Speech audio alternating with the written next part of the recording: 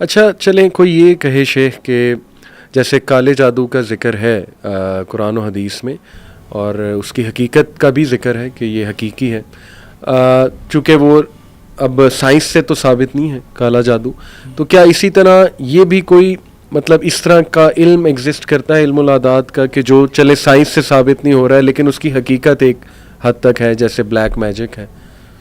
دیکھیں جو جادو ہے نا، جادو کے بارے میں، اس کی حقیقت کے بارے میں یا اس کے وجود کے بارے میں تو ہمیں بتا دیا گیا کہ جادو ہے. ہاں جی ٹھیک ہے، صحیح. قرآن میں اس کا ذکر آ گیا، ہم اس کو تسلیم کرتے ہیں کہ جادو ہے. میں نے تو پہلے ہی یہ بات عرض کی ہے کہ دو بنیادوں میں سے کوئی ایک بنیاد موجود ہو تو ہم اس کو تسلیم کر لیں گے. تو اس کی ایک بنیاد موجود ہے، جادو ہوا.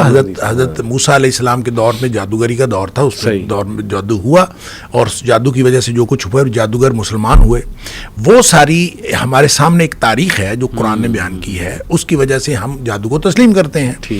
اگرچہ اس کی حرمت کی بات ہے، قرآن اس کو، نبی پاک صلی اللہ علیہ وسلم نے اس کو حرام قرار دیا، نبی قرآن نے اس کو حرام قرار دیا، اور جادو حرام ہے لیکن اس کی حقیقت، اس کا وجود ہے.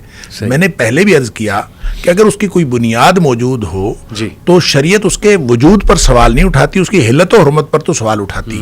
لہٰذا اس کے وجود کے بارے میں کوئی اگر ٹھوس دلیل موجود ہو تو ہمیں تو کوئی اعتراض نہیں ہے اگر کوئی اس کی دلیل ہو تو، لیکن ایسی دلیل اب تک ہے نہیں. دیکھیں ایک چیز ہے علم العادات یا ستاروں کا یا زائچہ یا کوئی بھی آپ چیز کرتے ہیں، علم نجوم ہے. جی اصل چیز یہ نہیں ہے کہ وہ ایگزسٹ نہیں کرتا، میٹیریلی تو وہ ایگزسٹ کرتا ہے، میٹیریلی عادات بھی ایگزسٹ کرتے ہیں، میٹیریلی نجوم یعنی ستارے بھی ایگزسٹ کرتے ہیں، یہ کائنات کا حصہ ہیں. صحیح.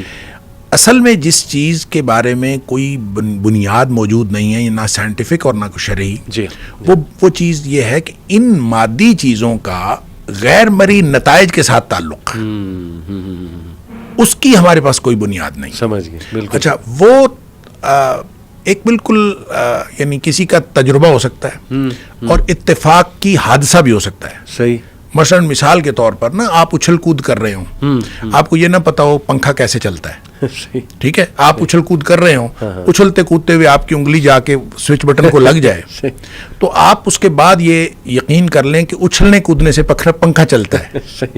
اور یہ اس طرح ہوتا رہا ہے. تاریخ میں آپ دیکھیں نا، سائنٹسٹ اسی طرح کچھ نہ کچھ نہیں، دیکھیں یہ ہماری تاریخ ہے. آپ اگر فلسفیانہ تاریخ کو دیکھیں تو معلوم تاریخ کے مطابق جب ہم علوم کی تاریخ کو دیکھتے ہیں تو ہمیں 2000 سال قبل مسیح سے لے کر 1000 سال قبل مسیح تک کا یہ جو دہائی ہے پوری، یہ مسٹری کی دہائی ہے اور یہ اسطوریاتی دور ہے، یہ کہانیوں کا دور ہے. اسی طرح کہانیاں بنتی تھیں اور کہانیاں اسی طرح بنی ہوئی ہیں. کالی بلی راستہ کاٹ جائے تو منحوس ہوتی ہے، راستہ یہ اسی طرح سے بنا ہوا ہے. کوا بولے تو مہمان آتے ہیں، یہ اسی طرح سے بنا ہوا ہے. یعنی اتفاقاً اگر کوئی چیز ہو گئی تو اس کو ہم نے ایک کہانی بنا لیا، اس کو ریلیٹ کر دیا. اب کوا تو بولتا ہے اور کوا منڈیر پہ بیٹھتا بھی ہے، کوا بولتا بھی ہے. کیا اس کا تعلق کسی غیر مرئی نتائج کے ساتھ ہے یا نہیں، اس کے اوپر بلیو کرنا یا نہ کرنا، اس کے لیے کوئی دلیل چاہیے.